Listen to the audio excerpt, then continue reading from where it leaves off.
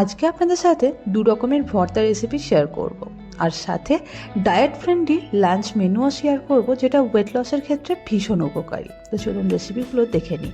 নমস্কার, আমি Archita, অর্চিমিত recipe mart চ্যানেলে সকলকে স্বাগত জানাই নতুন একটা রেসিপিতে। আশা করি আপনারা সকলেই খুব ভালো আছেন। যাদের ঢ্যাঁড়স বা ভেন্ডি খুব পছন্দের তাদের কিন্তু এই ঢ্যাঁড়সের ভর্তা রেসিপিটা ভীষণ ভালো লাগবে। আমি বা আমার মেয়ে যেহেতু ঢ্যাঁড়স ভীষণ খেতে ভালোবাসি, সেই কারণে ঢ্যাঁড়সের এই রেসিপিটা কিন্তু আমাদের ঘরে প্রায় সপ্তাহে 4 দিন হয়ই হয়। আর ডায়েটের ক্ষেত্রেও কিন্তু ভীষণ উপকারী। নর্মালি ঢ্যাঁড়সটাকে আমি কুকারে সেদ্ধ করি এবং মোটামুটি 4 থেকে 5টা হুইসেল দিয়ে নিই, গ্যাসের ফ্লেমটা মিডিয়ামে রেখে। তাহলে এরকম গলা গলাভাবে যখন ঢ্যাঁড়সটা সেদ্ধ হয়ে যায়, তাতে নুন আর তেল দিয়ে ভালোভাবে মাখিয়ে নিলে কিন্তু এই ঢ্যাঁড়সের ভর্তাটা খেতে ভীষণ ভালো লাগে।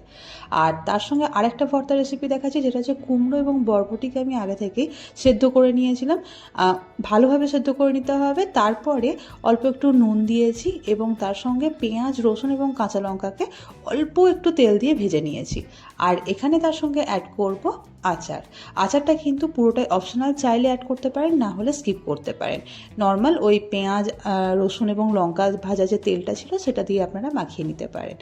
আর জ্বরের মুখে বা জ্বর হয়ে যাওয়ার পরে দেখবেন অনেক সময় মুখে টেস্ট লাগে না, তখন কিন্তু এই ভর্তাটা খেতে ভীষণ সুন্দর লাগে।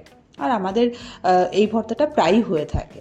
যাই হোক, আচারটা দেওয়ার পরে সমস্তটাকে খুব ভালোভাবে মাখিয়ে নিতে হবে। আমি লঙ্কাটা এবং আচারটাকে সাইডে রেখে প্রথমে একটু ভালোভাবে মাখিয়ে নিয়ে আমার বাচ্চার জন্য তুলে রেখেছি এবং তারপরে লঙ্কা আর আচারটা দিয়ে খুব ভালোভাবে মাখিয়ে নিয়ে তারপরে আমাদের জন্য এটা রাখলাম। তো এইভাবে ভর্তাটা আপনারা বাড়িতে বানাতে পারেন। এটা যেমন ডায়েটের ক্ষেত্রেও ভীষণ উপকারী, আমাদের শরীরের জন্য খুব উপকারী, আর বানাতেও খুব বেশি সময় লাগে না। যেদিন আপনাদের মনে হবে যে খুব বেশি কিছু বানাতে ইচ্ছা করছে না, সেদিন কিন্তু এইরকমভাবেও আপনারা বানিয়ে নিতে পারেন কুমড়ো বরবটির ভর্তা।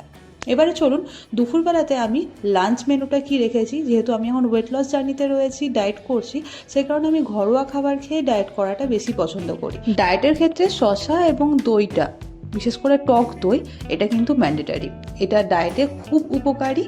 আমি নিয়ে নিয়েছি এখানে আচার, শসা, তার সঙ্গে অল্প একটু ওই 1 চা চামচ পরিমাণে তেল দিয়েছি এবং অল্প অল্প করে জল দিয়ে কাঁকরোলটাকে ভেজে নিয়েছি। কাঁকরোল ভাজা, ঢ্যাঁড়স সেদ্ধ, কুমড়ো বরবটির ভর্তা, তার সঙ্গে একদম পাতলা করে সর্ষে মাছ এবং 1 বাটি দই। ভর্তার রেসিপিগুলো কেমন লাগলো অবশ্যই কমেন্ট বক্সে লিখে জানাতে ভুলবেন না। ভালো থাকবেন, সুস্থ থাকবেন, দেখা হচ্ছে নতুন রেসিপি।